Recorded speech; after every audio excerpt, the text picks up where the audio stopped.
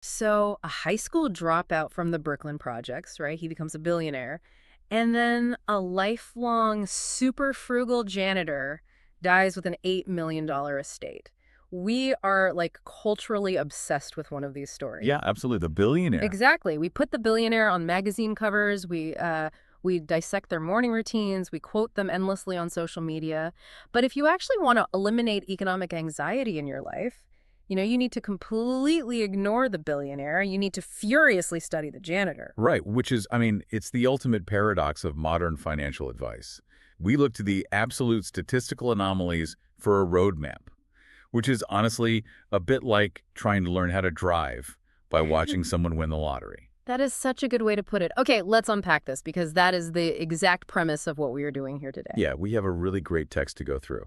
We do. We are taking a fascinating text, Scott Galloway's The Algebra of Wealth, and we are extracting the most potent, actionable insights just for you, the listener. The core mission of this deep dive is to, well, tear down the mythology of the hustle culture billionaires you see constantly on your feed. Right, the whole grind set thing. Yeah, forget the grind set influencers telling you to sleep 3 hours a night and drink raw egg yolks or whatever. True economic security isn't about becoming the next Jay-Z. Or the next Warren Buffett, right. Exactly. It is actually about a specific mathematical and highly behavioral formula. And understanding the why behind that formula is crucial. I mean, society absolutely bombards you with the idea that wealth is an unreachable outlier event. It really does. It feels impossible sometimes. Right. The narrative suggests that it requires either a 1 in a billion genius or inheriting a massive trust fund or getting unfathomably lucky on some mean cryptocurrency. Which happens, but it's rare. Super rare. Yeah. But the mathematical reality is entirely different. Wealth is the product of very predictable, controllable inputs. Specifically, the source material breaks it down to an equation. It's focus plus stoicism multiplied by time multiplied by diversification. Okay, wait, let me repeat that. Focus plus stoicism times time times diversification. That's the one. I love that. Yeah. So our goal today is to guide you through these sources, bypassing all the dense financial jargon that usually gatekeeps this stuff. We want to help you build a personalized roadmap for navigating modern capitalism. Yeah, we are exploring the intersection of human psychology, career strategy, and just simple, undeniable math. But before we can even begin to strategize about how to build wealth, we have to fundamentally redefine what wealth actually is. Because, spoiler alert, it is not about buying a private jet or popping champagne on a yacht in Monaco. It's about buying peace of mind. Which brings us right back to the outlier trap you mentioned at the start. Yeah. When we look at people like Jay-Z, we're looking at a genius. I mean, he turned an innate generational talent for lyrical flow and cultural intuition into a billion-dollar empire. Right. He's a one of one. Exactly. Or we look at Warren Buffett, who, had more affluent origins. He spent his childhood hanging out in his father's Omaha stockbroker office, reading financial statements before most kids could even read chapter books. Yeah, that's a massive head start. Right. He leveraged that massive early exposure into a $100 billion fortune. They are incredible, legendary stories. But trying to model your personal finances after Jay-Z is like trying to plan your daily commute by watching Formula One. I love that analogy. Right. It's highly entertaining on television, but completely unhelpful when you're just trying to merge onto the highway in your Honda Civic. It just doesn't translate to the rest of us. Instead, we really need to look at Ronald Read. Oh, Ronald Read is the perfect counterexample to the whole outlier obsession. He was the first person in his family to graduate from high school. And he worked his entire life in a small town as a gas station attendant and a janitor. A janitor? Yeah. He lived incredibly frugally. I mean, he drove a secondhand Toyota. He literally used safety pins to hold his coat together. But underneath that incredibly modest exterior, he was investing consistently in blue-chip stocks. Wow. And what happened? Well, when he died at the age of 92, he left behind an estate worth $8 million. And the best part is, he gave most of it to his local hospital and library. That is just... Wait, let's pause there for a second. Blue chip stocks is one of those terms financial people throw around, but let's define the actual mechanism. If I'm the listener, what exactly was Ronald Read buying? Right. It's a super important distinction. The term blue chip actually comes from poker, where the blue chips traditionally have the highest value on the table. Oh, I didn't know that. Yeah. So in the stock market, blue chip stocks are shares in massive, incredibly stable, nationally recognized companies with a really long history of solid financial performance. We are talking about the Coca-Colas, the Johnson & Johnsons, the Procter & Gamble's of the world. Okay, so not the risky stuff. Not at all. These aren't flashy tech startups that might go bankrupt next week. They are the bedrock of the economy. They often pay consistent dividends, which is just cash paid out to shareholders simply for holding the stock. Basically paying you just to own them. Exactly. So Ronald Read wasn't like day trading penny stocks trying to get rich quick. He was buying tiny pieces of the most boring, reliable companies on earth, and then he was just letting them sit there decade after decade. The psychological danger of outlier models is that they make us think we need to find the next apple in a garage to be wealthy. Jay-Z and Warren Buffett inspire us, but their success relies so heavily on unreplicable anomalies, right? Huge luck, perfect timing. Yeah, you can't duplicate it. But Ronald Read's path, that slow, boring, frugal path of buying blue chip stocks and holding them, that is the statistically probable path. The system is chaotic, but consistency cuts through the chaos. It really does.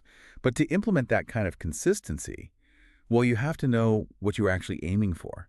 A massive misconception in our culture is equating wealth with income. Yes, people get this wrong all the time. They do. Making $1 million a year does not make you wealthy if your lifestyle costs $1,001 a year. That just makes you a highly compensated person living on a terrifying financial edge. Which sounds miserable, honestly. Right. Wealth, as defined by the source material, is a specific state. It is when your passive income is greater than your burn rate. Let's break that down for everyone. Passive income is the money your money makes for you while you are sleeping. Right. It's the dividends from those blue chip stocks. It's rental income from a property. It's interest from a high-yield savings account. It requires zero active daily labor from you. And then your burn rate is simply what it costs you to live your life every month. Your rent, your groceries, your car payment, even your Netflix subscription. So when your passive income exceeds your burn rate, you have crossed the threshold. You don't have to work unless you actively choose to. You have achieved ultimate control. And that control, it's the antidote to what drives this entire pursuit. Because the real enemy here is economic anxiety. Economic anxiety is the true villain of this deep dive. It really is. The source material actually drives this home with a deeply personal, frankly heartbreaking story from the author, Scott Galloway. He talks about being a 9-year-old kid in a single-parent household. Yeah, I remember this part. So his mom was a secretary, and their total household income was like $800 a month. They go to Sears to buy a winter jacket. They purposefully buy it a size too big so he can grow into it, and it'll last a few years. It costs $33. It's $33, right? Yeah. 2 weeks later, he goes to Cub Scouts, and he loses it. So they go to JCPenney, they buy another $33 jacket, and his mom looks at him and says, "This is your Christmas present." The math of their survival simply didn't allow for a $66 error. There was just no margin. Exactly. There were no funds left. And then, tragically, a few weeks later, he loses the second jacket. Oh, man. I know. He's sitting at home, absolutely terrified, waiting for his mom to finish work. When she walks in the door, he just blurts it out. He says he lost the coat, but he swears he doesn't need a jacket. He's not even cold. Which is such a heartbreaking thing for a kid to say. It is. And instead of yelling at him, his mom just starts to cry. And then she walks over to where he's sitting, makes a fist, and silently pounds on his thigh several times. She isn't hitting him to hurt him. She's just radiating this intense, unnameable stress, Yeah, pure panic. Exactly. The sheer panic of a single mother who literally does not know how she's going to afford to keep her kid warm. She walks upstairs, and they never spoke of it again. That visceral reaction, the silent pounding on the thigh, that is the physical manifestation of economic anxiety. It's a silent killer. It sits in the background of your brain, flooding your system with cortisol, degrading your health, and shadowing every single interaction you have. Now, contrast that childhood trauma with a story the author shares from decades later. He's now a highly successful, wealthy adult skiing in the Alps in Courchevel. His 11-year-old son comes into the hotel room crying hysterically. And why is he crying? Because the kid just lost an €80 ski glove that his mom had bought him that morning. The kid is terrified. She's going to be furious. And the author, looking at his crying son, just thinks to himself, I've got this. What a shift. Right. They go out, they retrace their steps, they actually find the glove eventually, but the overarching feeling in the room is that losing an €80 glove is a minor inconvenience. It's a bummer. It is not a tragedy. The author notes that economic anxiety is like high blood pressure. You can't always feel it, but it dictates the boundaries of your life. The contrast between those two stories completely changes the philosophical motivation for pursuing wealth. You aren't doing this to be greedy. You aren't doing this to hoard resources like a dragon sitting on a pile of gold. Right, it's not about being a villain. No, you are pursuing wealth to build a fortress against that exact type of silent, crushing anxiety. You're building a fortress for your family. But to build a fortress, you need a blueprint. You have to start by calculating your actual mathematical number. The magic number. How much money do you actually need in the bank to generate enough passive income to cover your burn rate? The source utilizes what is widely known in financial planning as the 25X rule. It requires you to sit down and be incredibly honest about your desired annual burn rate. Okay, so give us an example. Let's say you look at your life, your housing, your travel goals, your food preferences, and you determine you need $80,000 a year to live comfortably. You then need to account for the reality of taxes. You add 20 to 30% to that number depending on your local tax laws. So let's keep the math simple for the sake of the discussion and say your total needed gross income is $100,000 a year. You take that $100,000 and you multiply it by 25. $2.5 million. That is your number. Okay, hold on. I'm going to stop you right there because I really want to represent the listener who is hearing this on their commute right now. $2.5 million. If I'm making 70 grand a year right now, and maybe I have $10,000 in a savings account, hearing that I need $2.5 million to cross the finish line doesn't anchor me. It terrifies me. Oh, I totally get that. How does anyone who isn't a tech CEO actually get to that number? And mechanically, why multiply by 25? Where does that specific multiplier even come from? I completely understand the sticker shock. It sounds like an astronomical, impossible mountain to climb. But let's look at the actual mechanism of why 25 is the multiplier, because it really demystifies the whole thing. Multiplying by 25 is the mathematical equivalent of assuming your investments will safely yield a 4% return over inflation every single year. Ah, so it's based on the famous 4% rule. Exactly. Historically, if you have a diversified portfolio of blue-chip stocks and bonds, the market grows by an average of about 7 to 10% a year. Inflation usually eats about 2 to 3% of that. Got it. So the 4% rule states that if you have $2.5 million invested, you can withdraw 4% of it, which is exactly $100,000 every single year, indefinitely, without ever depleting the principal amount. The market growth replaces what you take out. Okay, that makes the math make so much more sense. But to address the terror of that $2.5 million mountain, the point the source is making isn't that you need to earn $2.5 million through your salary tomorrow. Right. No one is saying that. You let compounding do the heavy lifting over decades, which we will get into later. The immediate value of doing this math isn't about the spreadsheet. It's about psychology. Whether your personal burn rate dictates that your perfect weekend is drinking Pabst Blue Ribbon on a porch or wearing Prada in Paris, knowing your exact personalized number transforms wealth. It really does. It changes everything. It changes it from this infinite, anxiety-inducing moving target of I just need more into a tangible, defined finish line. Once you have that number, the infinite void of consumerism loses its power over you. You have a goal. But here is the brutal truth of the human condition. To reach that goal, you have to protect your money from yourself. Yeah, we are our own worst enemies. Exactly. And the biggest obstacle to reaching your number isn't a lack of financial literacy. You don't fail because you don't know what a stock is. You fail because of a lack of self-control. Which brings us to the necessity of Stoicism and what the text refers to as the character metric. Because honestly, capitalism is a rapacious beast. It is an incredibly efficient machine explicitly designed to make you part with your money. And we fall for it constantly. We do. We are biologically programmed to fall for every single trick the machine uses. The source hilariously calls it YNSN. You need stuff now. The psychology here is deeply rooted in evolutionary biology. You have to remember that for 99% of human history, starvation was the primary threat to our survival. Right, we were just trying to not die. Yeah. If your ancient ancestor was walking across the savannah and found a rare source of sugar, fat, or salt, their brain rewarded them with a massive hit of dopamine.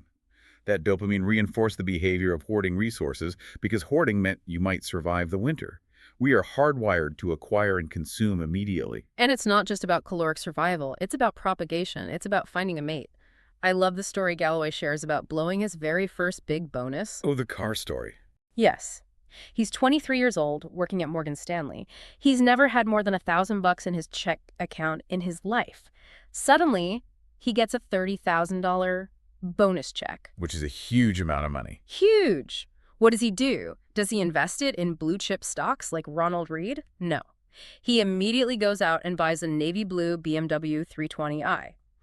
And the kicker is, to top it off, he hangs a pair of swimming goggles from the rearview mirror. The goggles are the best part. Why the goggles? Because once a week he went swimming and he desperately wanted any woman who got in the passenger seat of that car to know he was physically fit, athletic, and resource-rich.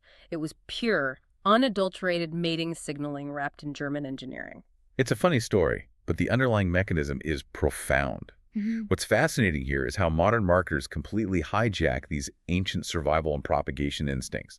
You're walking into a supermarket or scrolling through your Instagram feed, and billion-dollar algorithms designed by the smartest engineers on Earth are targeting the exact part of your brain that kept your ancestors alive. It's almost unfair. It is. They are selling you status, safety, and mating fitness. You simply cannot outthink millions of years of human evolution with a flimsy budget spreadsheet. Your willpower will eventually deplete. You need a behavioral shield. And that shield is the ancient philosophy of Stoicism. Because if you don't have a philosophy to govern your consumption, you inevitably get trapped on what psychologists call the hedonic treadmill. Ah, the hedonic treadmill. This concept is heavily supported by a classic study conducted by Philip Brickman and Donald Campbell. They studied two incredibly different groups of people to measure long-term happiness. Okay, who were they? Individuals who had recently won massive life-changing lottery prizes and individuals who had recently been rendered paraplegic in devastating accidents. It sounds like the setup to a terrible joke, honestly, but the results fundamentally challenge everything we think we know about money and happiness. You would naturally assume the lottery winners were infinitely, permanently happier and the paraplegics were infinitely, permanently miserable. But the data showed something astonishing. What was it? After an initial massive spike or drop in emotion right after the event, both groups eventually returned to their baseline level of happiness within a few months. The lottery winners got used to the mansions, they got used to the luxury cars, the thrill just evaporated. Think about the last time you got a significant raise at work, right? For the first 2 months, it felt amazing. You went out to nice dinners, maybe you upgraded your apartment. Sure, you feel rich for a minute. But by month 6, you were probably looking at your bank account wondering where that extra money was going, and you felt just as financially stressed as before. That's the hedonic treadmill in real time. It's not a personal moral failure. It's just evolution tricking you. Yuval Noah Harari, the author of *Sapiens*, says that's one of history's iron law's luxuries tend to become necessities, and those new necessities spawn new obligations. And this perfectly illustrates the economic concept of diminishing marginal utility. Let's define that mechanically for the listener because it's a huge piece of the puzzle. Think of it like eating a pizza when you are starving. The first slice is pure heaven. The utility or the value of that first slice is astronomical. Oh, absolutely. The second slice is great, but by the 8th slice, you are feeling sick, and the idea of a 9th slice actually has negative value. Money operates the exact same way. The jump in your baseline happiness when your income goes from $60,000 a year to $120,000 a year is massive. It changes your life. It does. It gets you out of dangerous neighborhoods. It buys you better health care. It removes daily panic. But the jump in happiness from having $10 million to having $11 million, the utility of that extra million is practically zero. It doesn't change what you eat for breakfast or how well you sleep. Which means the blind pursuit of pure, infinite money is a psychological trap. But this raises a really important question, especially when we look at modern corporate culture.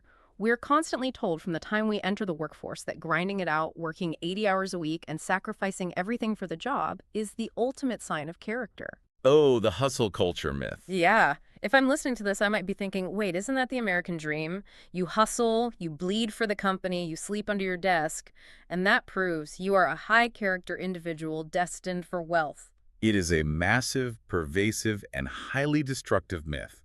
Hard work is horsepower. Absolutely, you need it to move the vehicle forward. But horsepower without a steering wheel, without direction or purpose, is just what the source brutally refers to as economic masturbation. Wow. That is a visceral phrase. It is intended to be. because it highlights how people use hard work as a highly convenient excuse to be incredibly selfish. They neglect their physical health, they ignore their spouse, they miss their kids' school plays, or they justify outrageous impulsive spending habits because they tell themselves, I work so hard, I deserve this $5,000 watch. So they use the grind to justify the treadmill. Exactly. Real character isn't just mindlessly grinding at a laptop until midnight. It is the Stoic virtue of temperance. It is the ability to resist modern indulgences. It is the discipline to keep your burn rate low even when your income rises. So how do we actually build that stoic character? It sounds great in theory, but in practice, when you're staring at an online shopping cart, how do you stop? It requires finding the space between stimulus and response. Right. Viktor Frankl, the renowned psychiatrist and Holocaust survivor, observed something profound about human nature. He noted that between a stimulus, something happening to you, and your response to it, there is a space. A physical space. A psychological space. In that split-second space is our power to choose our response. And in our response lies our growth and our freedom. Character and behavior are not two separate entities. They form a self-reinforcing loop. It's the mechanics of habit formation. Charles Duhigg writes about this. Cue. Routine, reward. The source gives a brilliant example of how this applies to building professional identity. When Galloway decided to start his No Mercy, No Malice newsletter, he admittedly didn't view himself as a writer. He was a business guy. Exactly. But he built a system. They decided Thursday night would be the deadline. Thursday night became the cue. The routine was sitting on the couch, ignoring distractions, and writing the piece. The reward was the finished product and the eventual audience engagement. After weeks, months, and years of just executing the routine, the habit actually forged the identity. That's a great way to put it. Right. He didn't become a writer by feeling passionate about writing. He became a writer because he wrote every Thursday. Your identity emerges out of your habits. You are what you repeatedly do, not what you say you intend to do in the future. So, to you, the listener, what is the gap right now between your intentions and your actions? If you intend to be a wealth builder, but your habit is leasing a new luxury car every 3 years to signal status to people you don't even like at stoplights, your identity is not wealth builder. Your identity is consumer. Ouch. But true. You have to use Stoicism, specifically the habit of temperance, to close that gap. Stoicism is the shield that protects the money you already have. But focus and strategy dictate how you earn the money in the first place.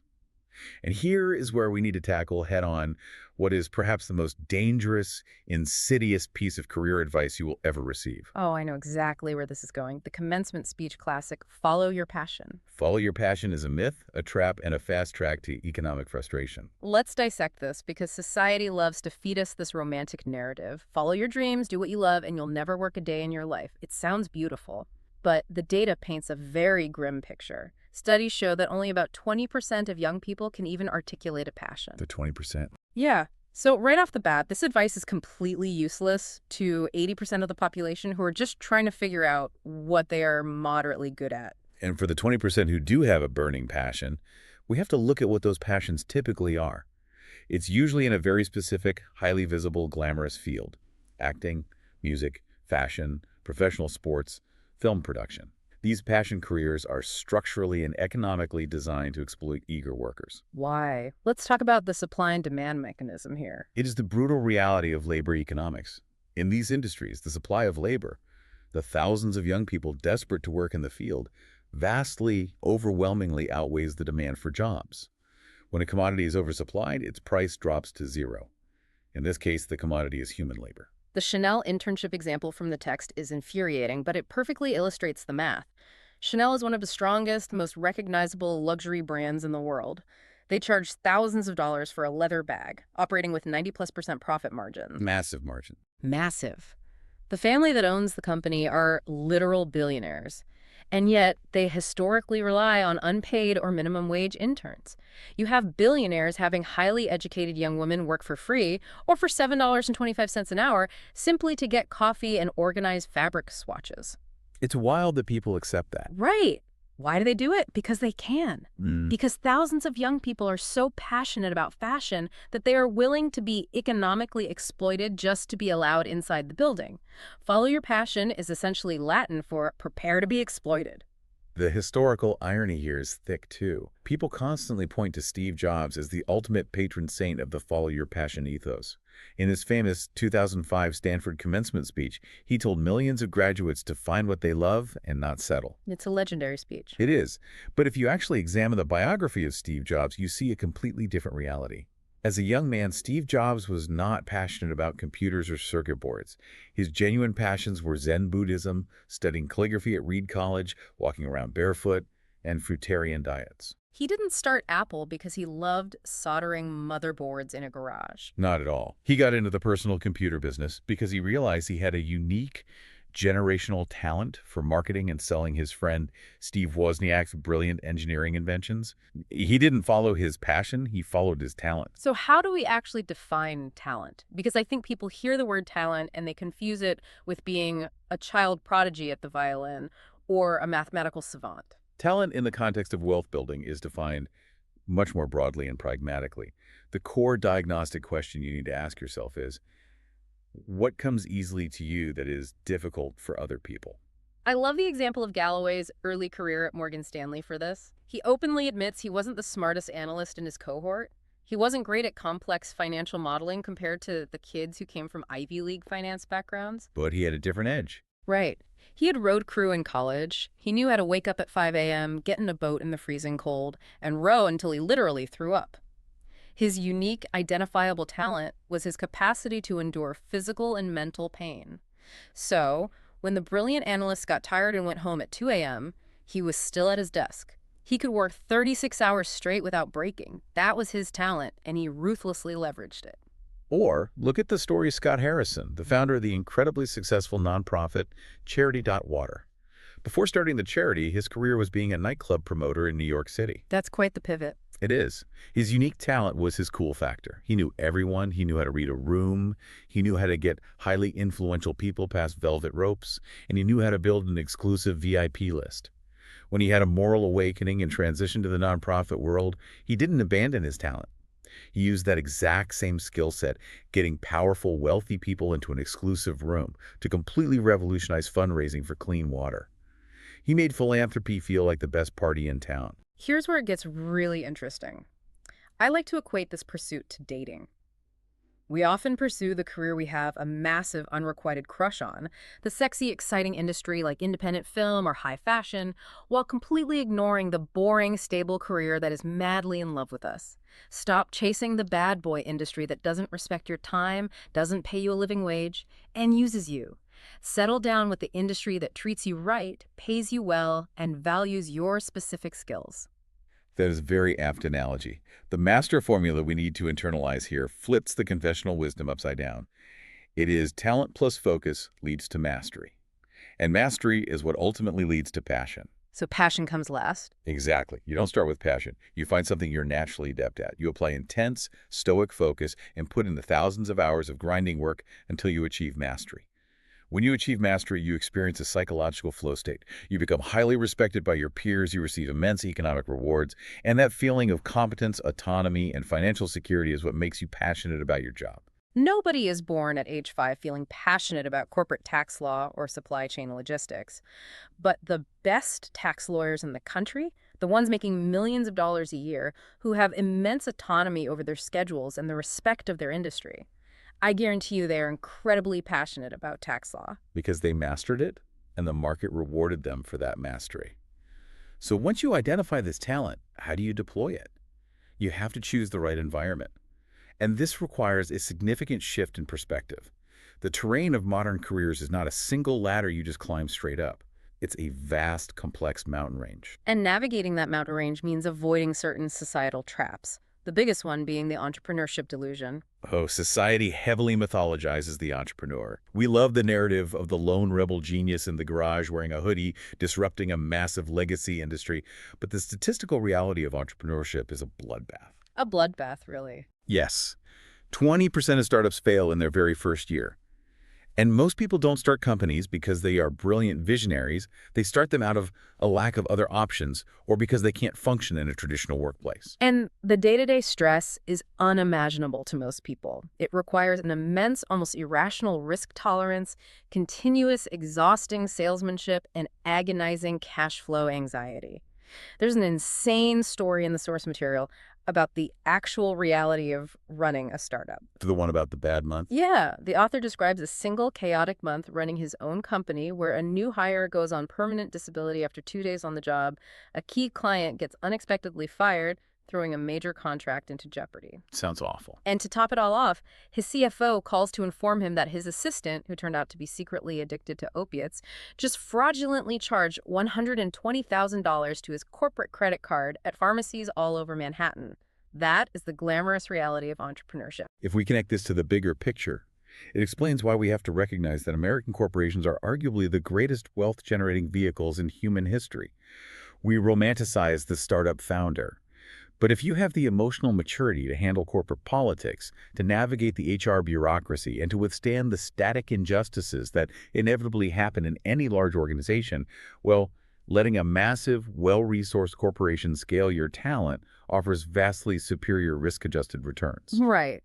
Being an excellent, highly competent vice president at Google or Microsoft or a massive regional bank is a statistically much safer, more reliable path to a multi-million-dollar net worth than draining your 401k to start your own app company. Absolutely. But beyond the tech giants and Fortune 500s, the source highlights these incredible, often ignored hidden gold mines in the economy, specifically real estate and Main Street. Let's start with real estate. I constantly hear that real estate is the ultimate wealth hack, but why? Real estate is fundamentally favored by the United States tax code. Yeah. The government actively wants people to own property and provide housing, so it subsidizes the behavior. It is massively tax advantaged in ways no other asset class is. Okay, let's get into the weeds here for a second. The outline mentions 1031 exchanges. If I'm a listener who just rents an apartment, what does that actually mean mechanically? A 1031 exchange refers to Section 131 of the IRS tax code. Simply put, if you buy an investment property, let's say a duplex, for $200,000, and a few years later it's worth $400,000, you have $200,000 of profit. Nice profit. Normally, if you sell a stock and make a profit, the government takes a huge chunk in capital gains taxes. But with a 1031 exchange, if you take that profit and immediately roll it into buying a new, more expensive investment property, you can defer paying those taxes. You can keep stepping up to bigger and bigger properties, compounding your wealth and deferring the taxes indefinitely. That is wild. And you can also deduct the interest you pay on your mortgage from your taxable income, right? Correct. Plus, if you are married and you sell your primary residence, you can shield up to $500,000 in profit from capital gains taxes entirely.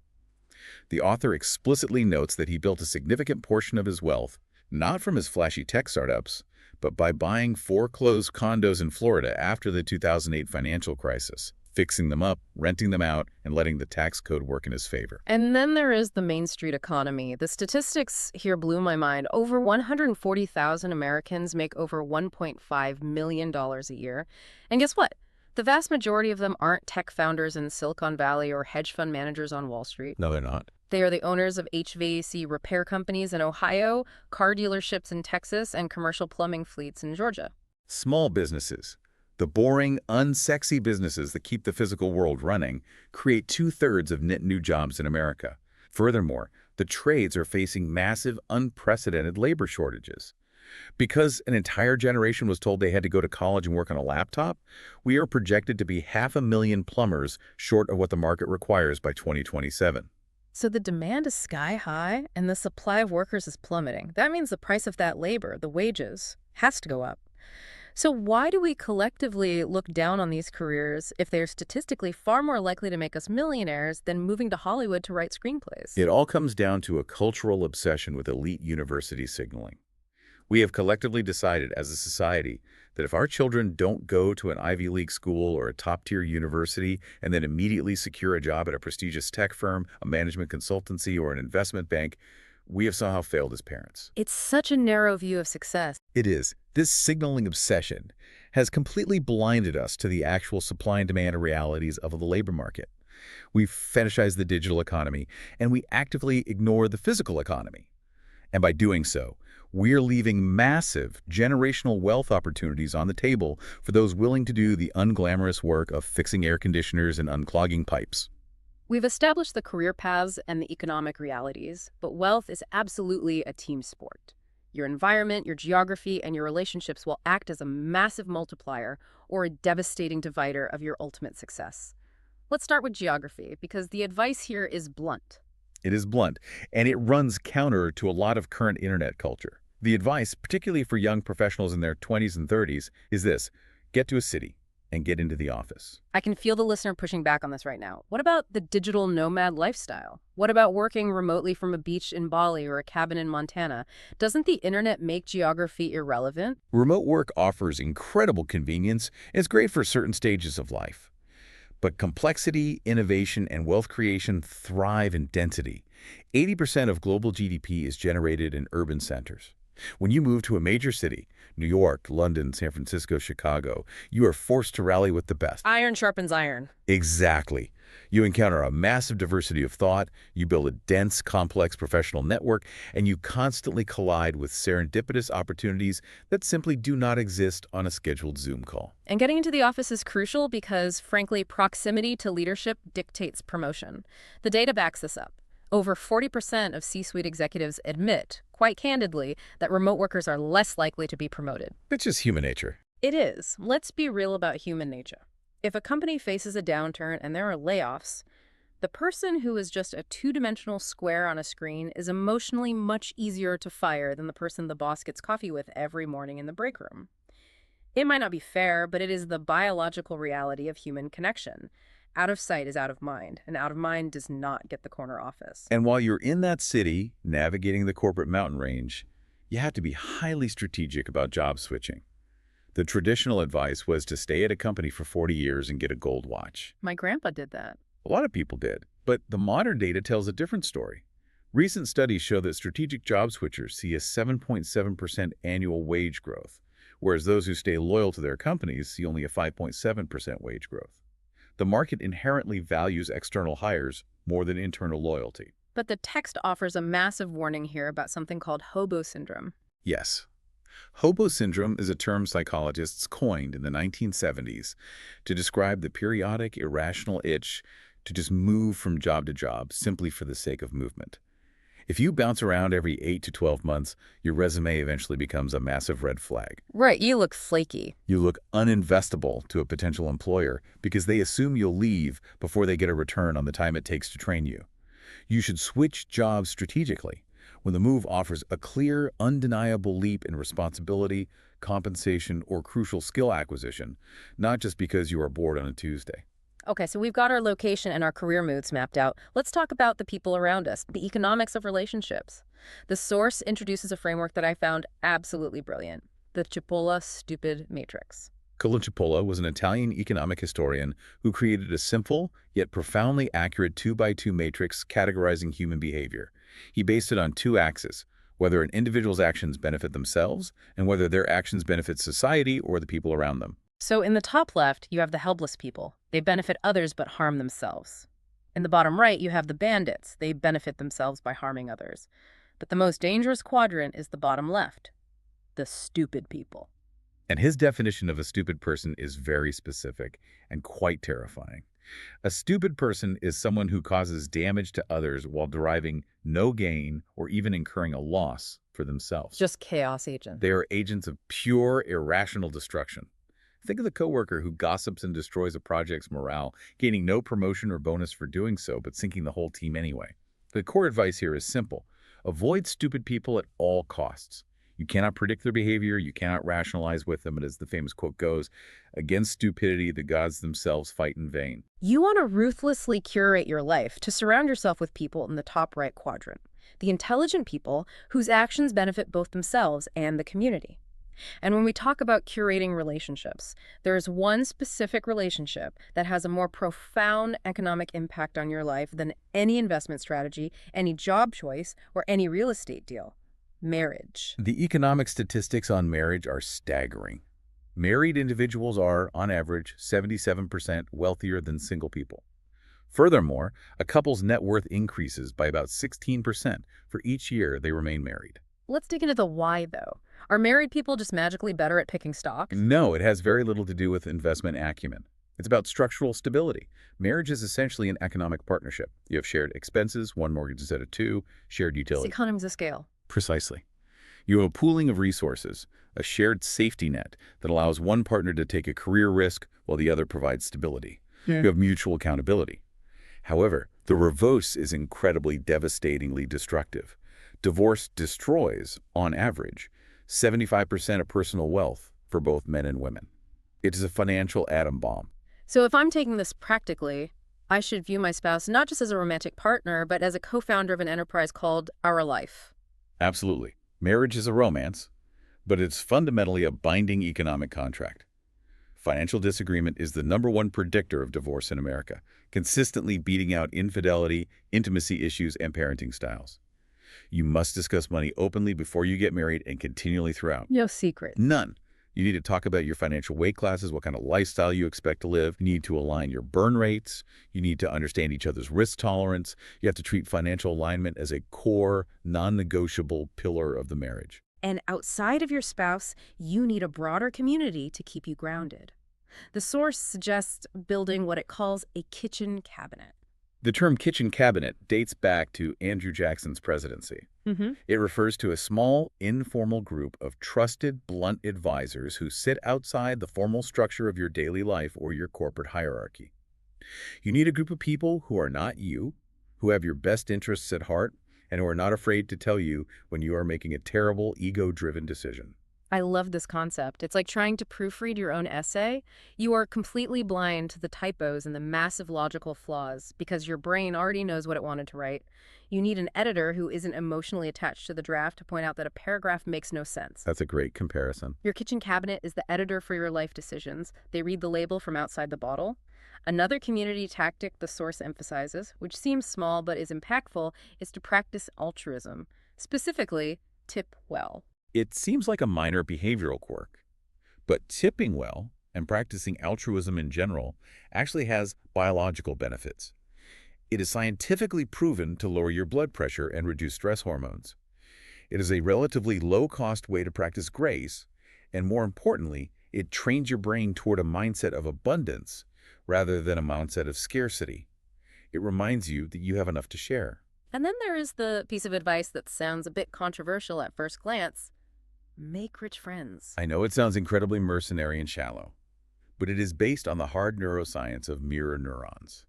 Our brains are biologically hardwired to subconsciously mimic the behavior, the speech patterns, and the habits of the people we spend the most time with. So we become who we hang out with. Exactly. If you surround yourself with people who have healthy financial habits, who discuss long-term investments, who are ambitious and prudent with their spending, your subconscious will naturally adopt those behaviors.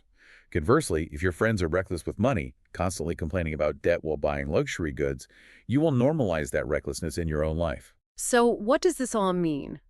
Taking all this into account, the corporate world, the relationships, the kitchen cabinet, where should our ultimate loyalty lie? Your loyalty belongs to people, not to organizations. Organizations are legally and structurally obligated to act in their own best financial interests, which means they will lay you off the very second the spreadsheet dictates it makes sense. A corporation cannot love you back. People, however, have memory, empathy, and loyalty. Mike Bloomberg has this great quote that perfectly encapsulates this. He said, if a friend of his gets a promotion, he doesn't even bother to call them. He might make a joke about it later when he sees them. But if a friend gets fired or experiences a massive failure, he makes sure to take them out to a very public, nice dinner that exact same night. Because that's when they need you. Right, because when you are up, everyone wants to be around you. But when you're down, that's when loyalty actually matters. That's when people remember who showed up. Precisely. Building those deep, resilient human connections is the ultimate safety net, a net that a corporation will never, ever provide. Which brings us to the final, most crucial element of the formula. We've built the engine. Character gives you a shield against your own worst instincts. Talent gives you the horsepower. Your community gives you a map to navigate the terrain. But none of it, none of the stoicism, none of the job switching, none of the blue chip stocks actually reaches the destination without the ultimate immutable force of the universe, time. Time is the great equalizer, the ultimate multiplier, and the fire in which we all burn. It is the core, unyielding mechanism behind what Einstein supposedly called the eighth wonder of the world, compound interest. Let's walk through the actual physics of compounding, because we hear the phrase so often it loses its meaning. It sounds like financial magic, but it's just relentless math.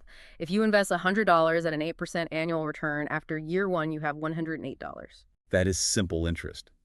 But year two is where the mathematical magic begins to reveal itself. In year two, you don't just earn another $8, you earn 8% on your original $100, which is $8 PLUS. You earn 8% on the $8 of profit you made last year. That is an extra 64 cents. I can hear the listener groaning, great, 64 cents, I'm rich. It doesn't sound like anything. In year two, it isn't anything. But that 64 cents represents the acorn. That is the interest earning its own interest. That is your money having babies, and those babies going to work for you. If you extrapolate that seemingly tiny advantage over 30 or 40 years, the math becomes staggering. Let's hear the numbers. If you just earned a flat $8 a year, every year, without compounding, after 30 years, your initial $100 would be worth $340. But with compounding, that same initial $100 grows to over $1,006. The curve starts agonizingly flat, testing your patience, and then in the later decades, it bends exponentially upward. The universe moves at a glacial pace, but it always wins. And the profound takeaway here is that young people have an absolute, unassailable monopoly on this weapon. A 22-year-old earning $50,000 a year has a multi-decade compounding runway that a 60-year-old billionaire cannot buy at any price. And what's crucial to understand is that the physics of compounding apply to everything in your life, not just stock market returns. It works against you, too. Inflation compounds, constantly eroding the purchasing power of your money, which is exactly why keeping cash under your mattress is a guaranteed mathematical loss. Expenses compound, that lifestyle creep, the hedonic treadmill we discussed earlier. But positively, your habits compound, your skills compound. The trust you build in your relationships compounds over decades into an unbreakable bond. But here is the massive, fundamental psychological hurdle we all face. How do we get our ancient dopamine-addicted brains to actually care about 30 years from now when every biological instinct and modern algorithm is screaming at us to want the shiny thing today? This is the crux of the entire behavioral challenge of wealth. To overcome it, you have to conceptually and almost spiritually separate your current self from your future self. When you take money out of your paycheck and put it into an index fund, you feel a real sense of loss in the present. You can't buy the new phone. You can't take the lavish vacation. Your current self suffers a tiny, very real deprivation. Right, the sacrifice hurts now. But you have to completely reframe the narrative of that action. Building wealth is not an act of hoarding. It is an act of extreme, profound generosity. You, the strong, capable, current version of yourself, are choosing to sacrifice a fleeting dopamine hit today so that an older, frailer, more vulnerable version of yourself can live with dignity, independence, and zero economic anxiety tomorrow. You are acting as the benevolent benefactor for the future you. I love that framing so much. You are taking care of future you. And that brings us full circle on this entire journey. Today, we have unpacked the true underlying algebra of wealth. We learned that wealth isn't about buying a private jet. It's about pushing your passive income above your burn rate to permanently eliminate economic anxiety. We realized that to protect that money, we need Stoicism, a behavioral shield against a capitalist system brilliantly designed to hack our evolutionary cravings. We dismantled the dangerous myth of follow your passion, recognizing that identifying and relentlessly mastering your unique talents is the true path to economic value and eventually genuine passion. We looked at the hidden gold mines in the economy, from the massive tax advantages of real estate to the massive labor shortages in the Main Street trades, realizing that corporate environments often offer far better risk-adjusted returns than the delusion of startup entrepreneurship. We saw how moving to a city, avoiding destructive people, and viewing your spouse as an economic co-founder act as massive multipliers to your success. And finally, we saw how time and the relentless math of compounding do the heaviest lifting of all. Which leaves me with one final provocative thought for you to consider as we wrap up. If our ultimate goal is to generate enough passive income to exceed our burn rate and eliminate economic anxiety, and if time is truly our most finite, precious resource, well, perhaps true wealth isn't found in the relentless accumulation of more assets. Perhaps the ultimate, most efficient shortcut to wealth is the aggressive, deliberate pruning of our own desires. Because every desire you drop is a year of your life you just bought back. Every desire you drop buys back your time. That completely shifts the paradigm of what it means to be rich. At the top of the show, we talked about how we want financial planning to be like reading in an X-ray, a clean, binary, predictable line. We learned today that the system is murky, filled with psychological traps, evolutionary bugs, and chaotic forces. But the formula we've discussed, focus plus stoicism times diversification, is how you navigate those muddy waters. It's how you build your own clarity and your own fortress. Thank you so much for joining us on this deep dive into the source material. We hope you rethink your burn rate, locate your unique talent, and let time do the heavy lifting for your future self.